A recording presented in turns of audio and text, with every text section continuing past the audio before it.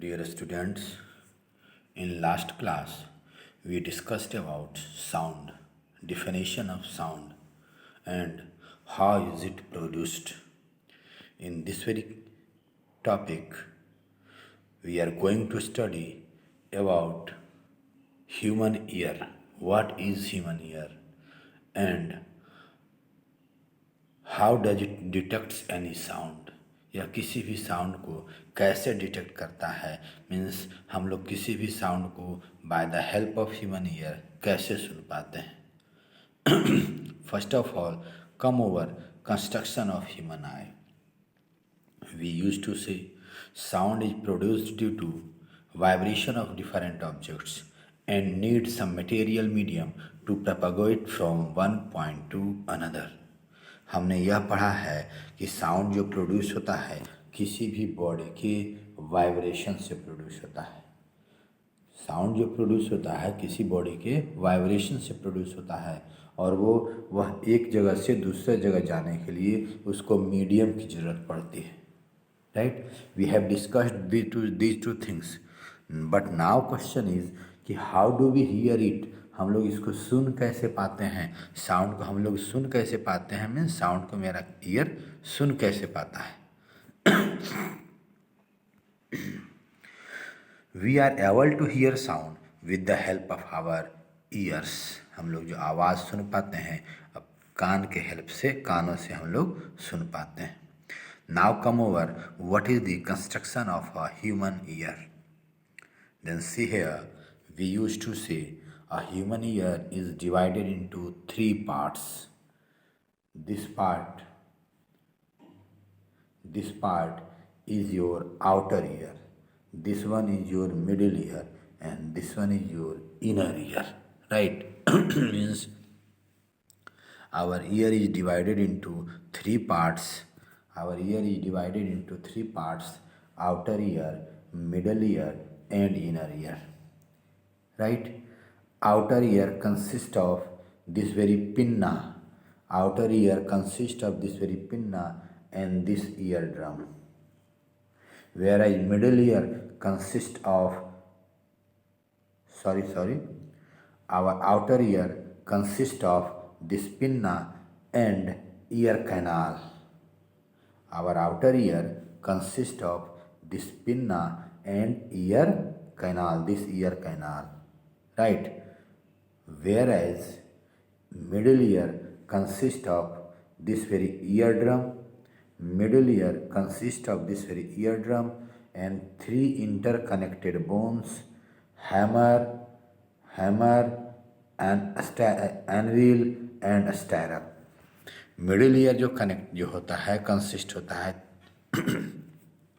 Ear drum उसमें होता है और तीन जो बोन्स होते हैं छोटे छोटे जो एक दूसरे से कनेक्टेड होते हैं, यह तीनों से these bones are hammer, anvil and स्टायरप.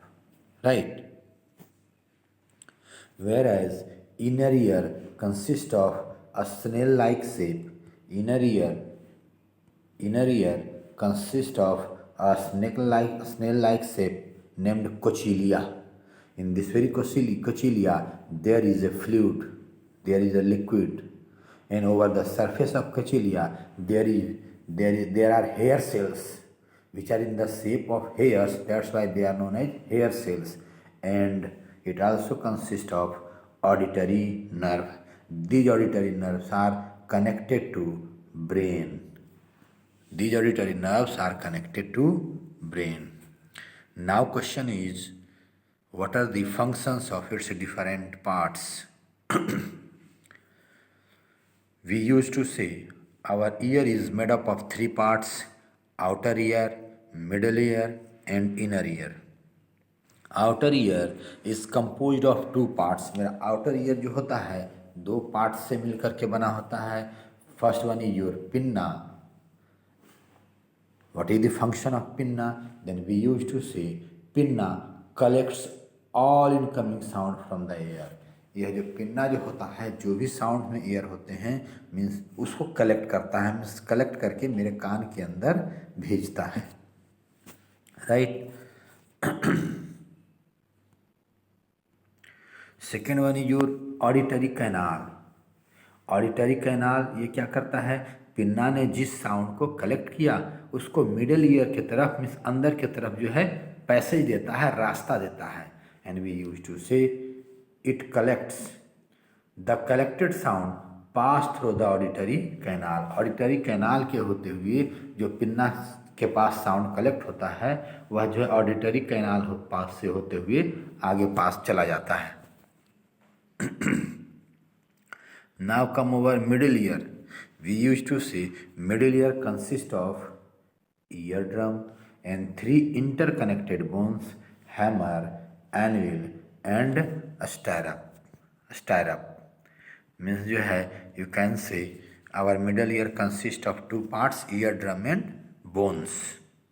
What is the function of eardrum? Then we used to say eardrum starts vibrating due to incoming sound vibration through the auditory canal. जो ऑडिटरी कैनाल के रास्ते जो vibrations आते हैं उसके चलते ear drum भी vibrate करने लगता है, right. And three interconnected bone, जब ईयर ड्रम जो है वाइब्रेट करने लगता है तो ईयर ड्रम से कनेक्टेड होता है हैमर, हैमर से कनेक्टेड होता है एनविल, एंड एनविल से कनेक्टेड होता है स्टायरप। मीन्स जब ईयर ड्रम जब वाइब्रेट करने लगेगा तो ये तीनों वाइब्रेट करने लगते हैं। और इसकी जो सबसे बड़ी खासियत है ये तीनों इंटरकनेक्टेड बोन्स की, कि that these amplifies the means these interconnecting boards amplify the vibration of the sound, amplify the vibration of the sound of the vibration को यह amplify करता है, मीन्स इसके एम्पलीट्यूड को बढ़ा देता है। ये means it acts as amplifier. Third one is your inner ear. We use to say our inner ear consist of snail shaped cochlea, hair cells, a fluid which is present in cochlear and auditory nerve, right? First come over cochlear. What is cochlear? Then we used to say it is a snail shaped body in which a fluid vibrates due to incoming sound. यह snail shape का body होता है जिसमें कि fluid vibrate करता है, right. Second one is your hair cells. Cochlea के surface पर जो होते हैं वह जो है हेयर के शेप में सेल्स होते हैं, हेयर के शेप में सेल्स होते हैं। और ये सेल क्या करते हैं, वाइब्रेशन को जो है कन्वर्ट कर देते हैं इलेक्ट्रिकल सिग्नल्स के फॉर्म में। Means you can say these hair cells convert vibrations into electrical signal. And after that there is auditory canal. ये ऑडिटरी कैनाल जो है उस इलेक्ट्रिकल सिग्नल को कलेक्ट करके ब्रेन को भेज देते हैं। These nerves send electrical signals to brain. Now come over a new topic. New topic is persistence of hearing. Question is this, what is persistence of hearing? आपने पिछले chapter में एक टर्म पढ़ा था परसिस्टेंस ऑफ विजन, और इसका definition था continuance of vision of anything even after removal of original object in front of eye. हमारी आँखों के सामने जो है किसी चीज़ का लगातार बने रहना जबकि वो हमारे आँख के सामने से खत्म हो गया है, that is known as persistence of vision. And here we have persistence of hearing. इसका मतलब क्या होगा, हमारे कान में किसी भी साउंड का लगातार बने रहना जबकि ओरिजिनल साउंड खत्म हो गया है, यही कहलाता है persistence of hearing. And we use to say continuance of hearing of any sound even after removal of original sound. Means even after removal of original, even after ending of, removal की जगह और ज़्यादा अच्छे word लिखिए, even after ending of original sound from our ears is called persistence of hearing, right. Means you can say continuance of hearing of any sound even after ending of original sound at our ear is called persistence of hearing.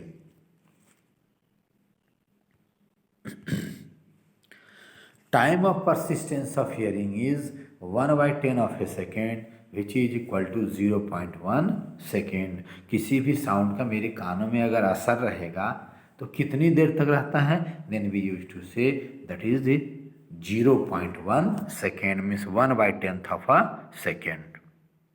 Right. अब जरा सा यह देखेंगे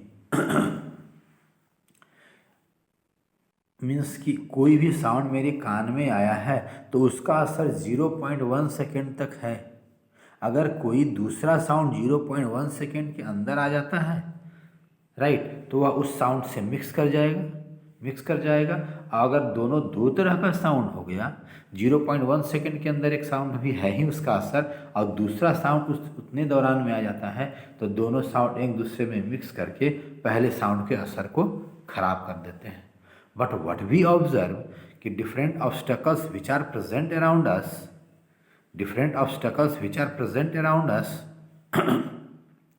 वह हैं जो है कि मेरे बहुत पास में हैं और उससे जो रिफ्लेक्टेड साउंड आ जाते हैं, रिफ्लेक्टेड साउंड जो है 1/10 ऑफ ए सेकेंड के अंदर आते हैं. Right. So reflected sound mingle with original sound and there is no problem. Right. कोई प्रॉब्लम नहीं होती है. Right.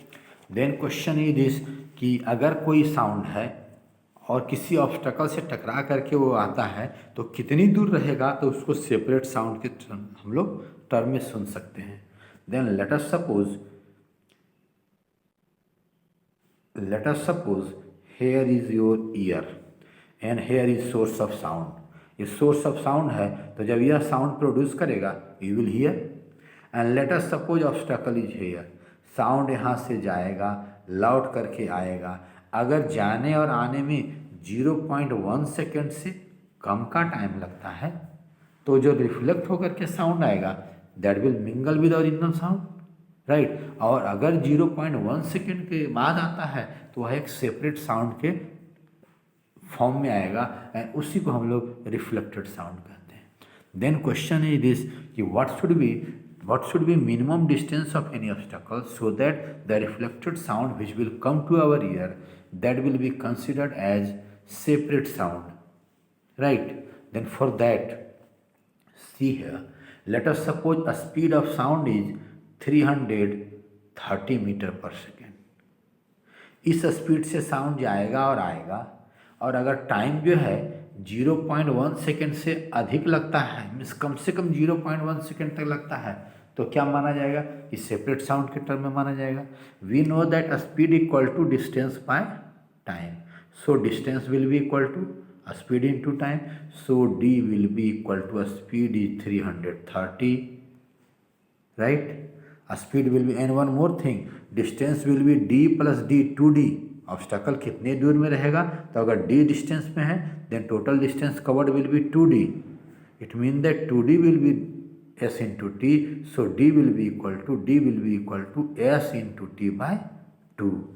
s is 330 and t is 0.1 by 2.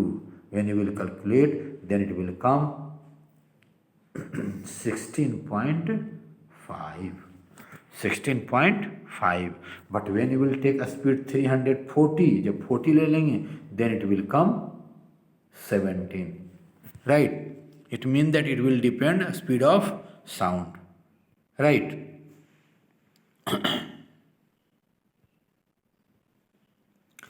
It means that we can hear the reflected sound as a separate sound only if it reaches our ears after at least 1/10 of a second.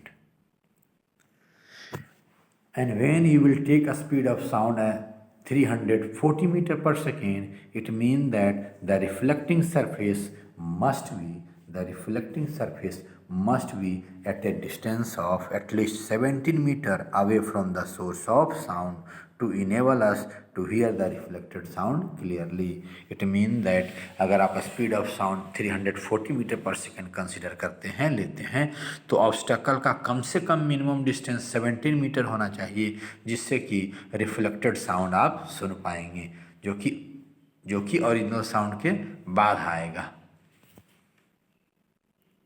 और अगर 17 metre के अंदर obstacle है तो जो reflected sound आएगा that will mix with original sound and there will be continuance of hearing.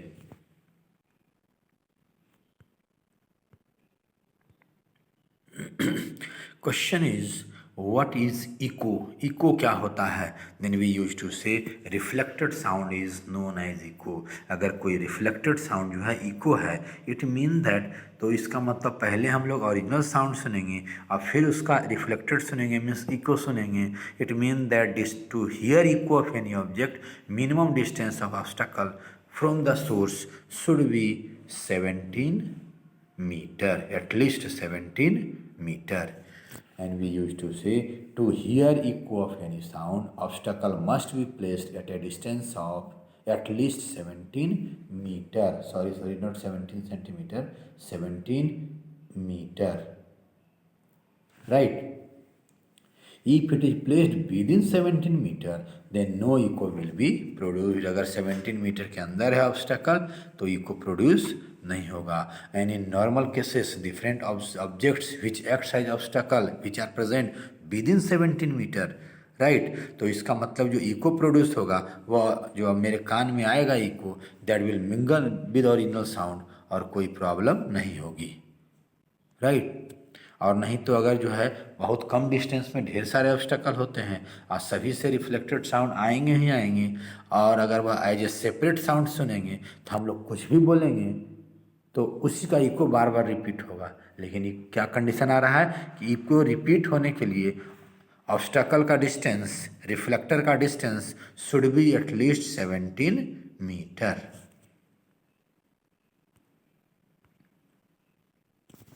Now come over some terms which are related with vibration of the body. Let us suppose a body is vibrating, and when a body will vibrate, then there will be production of sound.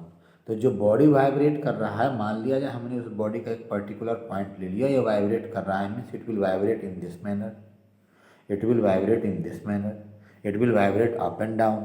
Then let us suppose कि इस mean point के about, इसका mean position है, इसी point के about vibrate कर रहा है, इतना इधर, देन कम बैक, देन इधर एंड कम बैक. तो मीन पोजीशन से आइदर दिस डायरेक्शन और दिस डायरेक्शन कितना मैक्सिमम डिस्टेंस कवर कर रहा है, this very maximum distance which is covered by vibrating body on either side of mean position is known as amplitude, right.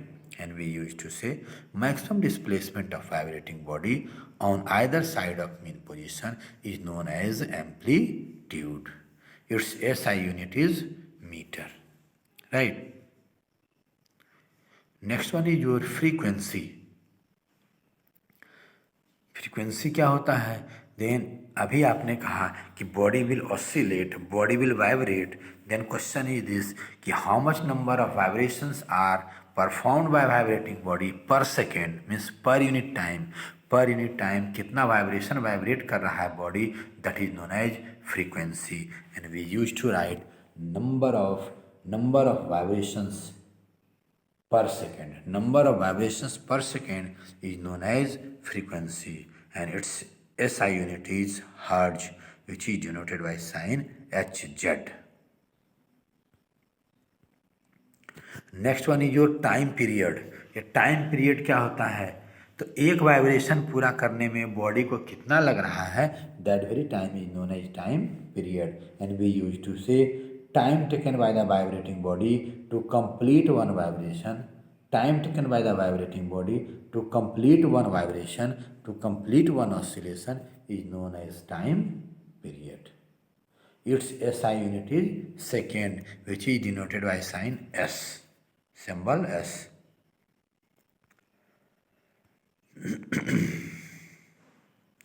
Now question is this, is there any relation between frequency and time period? तो अभी आपने कहा कि एक vibration पूरा करने में जितना समय लगता है that is known as time period, which is denoted by sign capital T. Then देखिए तो जरा सा टी सेकेंड में, let us suppose time period is T, then T second में वन वाइब्रेशन, तो 1 सेकेंड में कितने vibration, 1/t. And number of vibrations one number of vibrations per second in 1 second is known as frequency. So this very value will be equal to frequency, and then we used to write frequency equal to 1 by t. Frequency equal to 1 by t. And we used to write frequency equal to number of vibrations per second. So nu will be equal to 1 by t. Now come our next characteristics. Question है this कि what is loudness. कोई sound बहुत तेज सुनाई पड़ता है, means louder होता है, तो ये है क्या और किस बात पर डिपेंड करता है. देन वी यूज टू से it is a characteristic of sound. यह साउंड का एक गुण है विच depends on amplitude of the sound. यह एक ऐसा साउंड का कैरेक्टरिस्टिक है जो कि साउंड के एम्पलीट्यूड पर डिपेंड करता है, right. And we use to write more amplitude, more louder sound, less amplitude, less louder sound. Means कोई भी साउंड कितना लाउड होगा वह डिपेंड करेगा कि वह बॉडी जो वाइब्रेट कर रहा है उसकी एम्पलीट्यूड क्या है. More amplitude more louder sound, less amplitude less louder sound, right. Next one is your pitch. ये पिच क्या है? It is also a characteristics of the sound which depends on frequency of the sound. यह जो depend करता है sound की frequency पर depend करता है, राइट. यह ऐसा कैरेक्टरिस्टिक्स है जो कि फ्रीक्वेंसी ऑफ द साउंड पर डिपेंड करता है, right. More frequency pitch will be more when frequency will be more, and a more pitched sound is shriller sound. A more pitched sound is shriller sound, right. We used to write more frequency, more pitch, and sound will be shriller. And if frequency is less, then pitch will be less, and sound will be not shriller. It will be flat, means मोटा आवाज होगा. ज़्यादा pitch जब high है तो श्रीला आवाज़ होगा, और पिच जब लो है तो मोटा आवाज़ होगा, फ्लैट आवाज़ होगा, right. And we use to write female and children sounds are more shriller than male sound. Female का साउंड जो होता है उसमें श्रीलनेस सुरीलापन अधिक होता है, बच्चों के साउंड में सुरीलापन अधिक होता है in comparison to male sound जिसका कि साउंड फ्लैट होता है, मोटा होता है. Now come over audible and inaudible sound. Audible sound क्या होता है, inaudible sound क्या होता है. तो simply we used to say कि the sound which can be heard by people is called audible sound. वह sound जो कि human body के द्वारा सुना जाता है that is called audible sound, right. And inaudible sound, then we used to say a sound which is not audible to people. वह sound जो कि नहीं सुना जा सके that is inaudible sound. This very inaudibility means sound audible है या नहीं, यह दो बात पर डिपेंड करता है. First one is your distance of source from the listener. कोई साउंड जो है अगर आप जहाँ से साउंड प्रोड्यूस हो रहा है आप उसके पास में हैं तो वह जो साउंड प्रोड्यूस करेगा वो सुन लेंगे, लेकिन उससे बहुत दूर है तो आप नहीं सुन पाएंगे. It mean that inaudibility depends on distance of source from the listener. Inaudibility depends on distance of source from the listener, right. And second one, it also depends on frequency. When frequency will be either very low or it will be very high, then again sound will become inaudible. When frequency will be very low or very high, sound will become inaudible, right.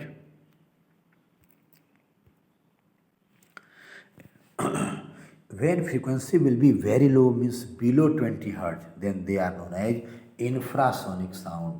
जब sound का frequency 20 hertz से कम हो जाता है then that very sound is known as infrasonic sound. वह कौन कौन सा ऑब्जेक्ट है जो कि इंफ्रासोनिक साउंड प्रोड्यूस करता है? among living organism, different things are whale, elephant, birds. These produce infrasonic sound.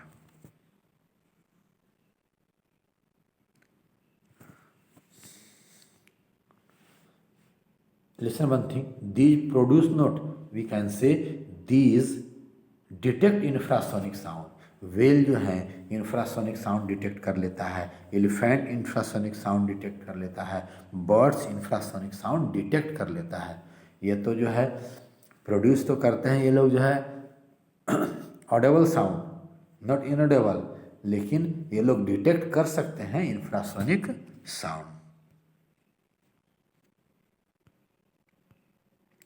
Next one is your ultrasonic sound, an inaudible sound whose frequency is above 20,000 hertz, जिसका 20,000 hertz से अधिक frequency होता है, they produce ultrasonic sound. Different living organism which detects ultrasonic sounds are dolphins, bats, dolphins जो होते हैं, bats होते हैं, this can detect ultrasonic sounds, but we people can detect ultrasonic sound, means infrasonic और ultrasonic sound को हम लोग detect नहीं कर सकते हैं, means these sounds are inaudible for we people.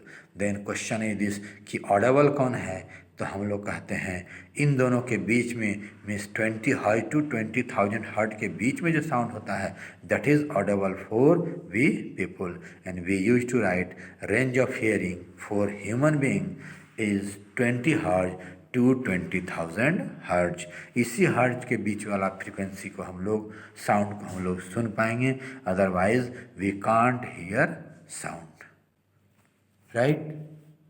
Okay my dear.